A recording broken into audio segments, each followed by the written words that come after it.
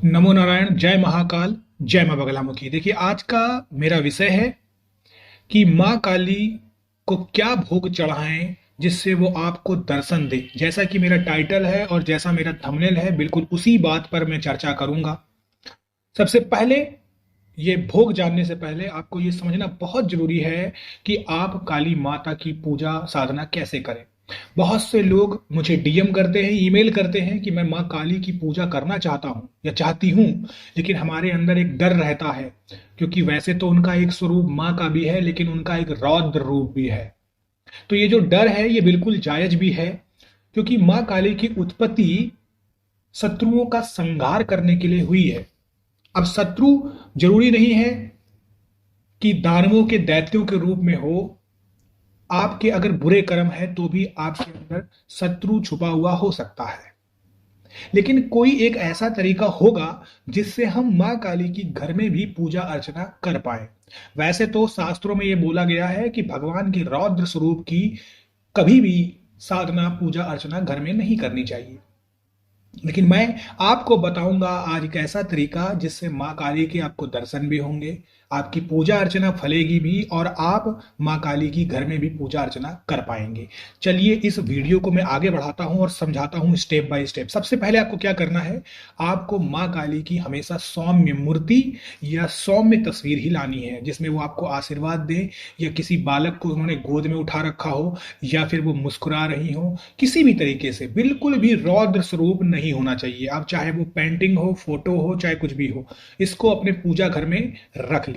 ये आपका पहला नियम है।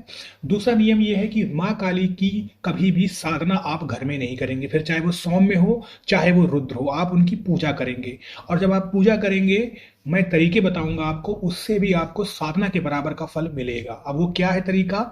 वो तरीका है कि आप माँ काली की जब भी पूजा करेंगे तो माँ काली का पहले आप कवच करें, उसके बाद उनका पाठ करें, उसके बाद उनकी चालीसा करें, और उसके बाद माँ काली का सिर्फ नाम जाप करें। आप माँ काली, माँ काली, महाकाली, महाकाली, है ना, जिस भी नाम को आप जानना चाहते हैं उस नाम का आप स्तुति करिए।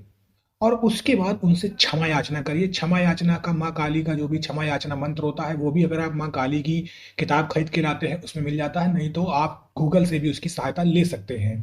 इस तरीके से आपकी पूजा अर्चना होती है।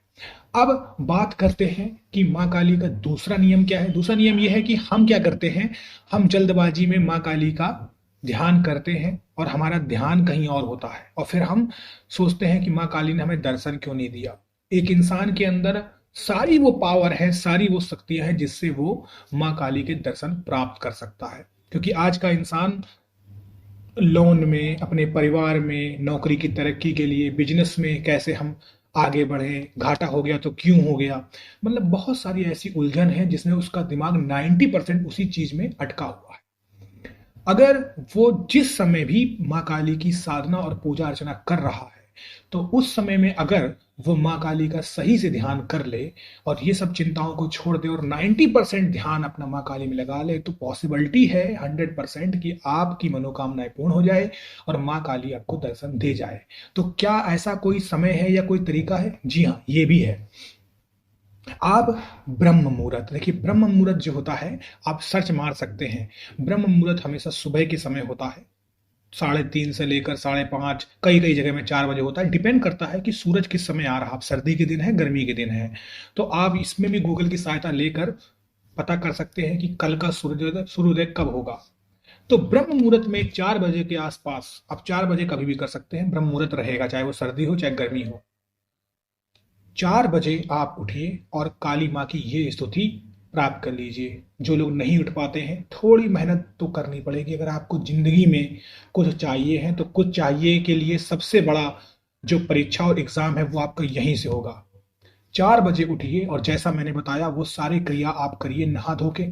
और हाँ, ये याद रहे, माँ काली माता है और आप किसी पराशक्ति, आदि शक्ति की पूजा अर्चना करने जा रहे हैं, तो अपने शरीर को बिल्कुल साफ सुथरा करके ही जाए। ऐसा नहीं है कि आपने सिर्फ हाथ मुंह धो लिए और बैठ गए। तो अपने शरीर को साफ सुथरा करिए और उसके बाद माता रानी को लाल कुमकुम, चावल और गुड़हल के लाल फूल या फिर लाल कपड़े आप चढ़ा सकते हैं। और सबसे पहले दिन तो उन्हें लाल चुनरी चढ़ाइए। और ये जब भी आप काम करते हैं तो शुक्रवार के दिन से करें। वैसे तो माँ काली का जो दिन होता है वो शनिवार और मंगलवार होता है, लेकिन यहाँ मैंने शुक्रवार कुछ विशेष उद्देश्य से बोला है। वो उद्देश्य है कि जितने भी माता के जो रूप होते हैं, देवी के जो रूप होते हैं, उनकी पूजा हमेशा शुक्रवार को की जाती है। और शुक्र ग्रह जो होता है वो कारक होता है वैभव का, सुख, सौंदर्य का, सभी मनोकामना की पूर्ति का। जितनी भी लग्जरी लाइफस्टाइल होती है, लग्जरी चीजें होती हैं, उसका कारक शुक्र होता है। तो माँ काली शुक्रवार के दिन आपकी सभी मनोकामनाएं पूर्ण करेंगी। और वैसे तो माँ काली में पेड़े और हलवे का भी भोग लगता है, लेकिन एक भोग है जो आप बहुत सरलता से चढ़ा सकते हैं। प्राचीन समय में जैसे ही भोग का नाम आता है तो आप लोग ये सोच जाते होंगे कि माँ काली को तो मांस मदिरा का भोग चढ़ता है। देखिए, माँ काली के बहुत सारे रूप हैं। माँ काली के शमशान जो रूप है, शमशान काली का, उसकी पूजा कभी घर में नहीं होती है। तो वहां पर उनको भोग जो लगता है वो मांस मदिरा का लगता है। अब ये मांस मदिरा का जो शब्द है ये कहाँ से आया? ये आया प्राचीन समय में, क्योंकि आदिवासी जो लोग होते थे उस समय वो लोग माँ काली की ही उपासना करते थे। उस समय में माँ काली चलती थी, पराशक्ति थी, आदि शक्ति थी, काल के ऊपर भी नियंत्रण करती थी। तो वो लोग जब माँ को भोग लगाने जाते थे तो वो सिर्फ बलि देते थे, क्योंकि उन्हें शिकार करना आता था। उनके पास तब वैसी सुविधाएं नहीं थी। आज के समय में स्टोव आ गया है, गैस आ गया है, अब तो इंडक्शन आ गए हैं, बहुत सारी चीजें हो गई जिससे हम अपना खाना पकाने का काम कर सकते हैं। लेकिन तब वो सुविधाएं नहीं थी, तो उनको समझ में आता था कि हम माँ को चढ़ावा चढ़ाएंगे, भोग लगाएंगे। तो आपको ऐसा कोई भोग लगाने की जरूरत नहीं है, किसी भी प्रकार की बलि देने की जरूरत नहीं है। आप माँ को अगर हो सकता है और सिर्फ शुक्रवार शुक्रवार करते हैं तो आप भोग में अपने घर का बना हुआ, अपने हाथों से बना हुआ या तो हलवा या दूध से बनी हुई कोई खीर चढ़ा दीजिए, मिठाई चढ़ा दीजिए, भी बहुत अच्छी बात है। अगर ये भी आपको नहीं मिलता है, उसमें भी कोई दिक्कत नहीं है। आप माँ को इलायची और लौंग उसका भोग लगाइए। सो आप नियमित इनका जाप करिए। और अगर ये भी नहीं हो पाता है आपसे तो आप कम से कम 11 या 21 शुक्रवार को तो जरूर करें ये काम।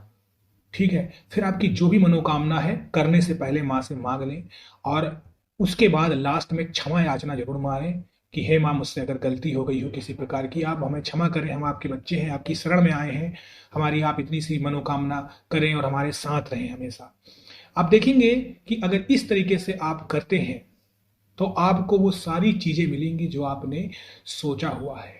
बस याद रहे कि ये जो समय है वो सुबह का 4 बजे होगा। अब ये 4 बजे का समय चुनने का यही बात है कि उस समय ना कोई आपकी मीटिंग होती है, ना दिमाग में कोई टेंशन होती है। उस समय का वातावरण शांत रहता है, कोई मोटरयान, कोई किसी प्रकार की खटपट नहीं होती है, सारी चीजों से आप दूर रहते हैं। और उस समय पूरे ब्रह्मांड में आपके आसपास में ऑक्सीजन का लेवल ज्यादा होता है, शांति रहती है, टेंशन नहीं रहता। देवता विचरण करते हैं, माँ काली भी विचरण करती है।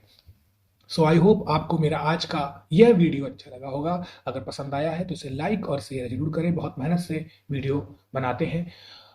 जो लोग हमारे साथ पहले से जुड़े हुए हैं वो ऐसे ही जुड़े रहिए। अब मैं ऐसे ही वीडियो बनाता रहूंगा, आपका मार्गदर्शन करता रहूंगा। आप सब लोग आध्यात्मिक तरक्की करते रहे। माता रानी का आशीर्वाद आपके ऊपर और आपकी सभी मनोकामनाएं पूर्ण हो। इसी के साथ अपने आज के इस टॉपिक से मैं आपसे इजाजत लेता हूँ। नमो नारायण, जय महाकाल, जय मां बगला की। राधे राधे।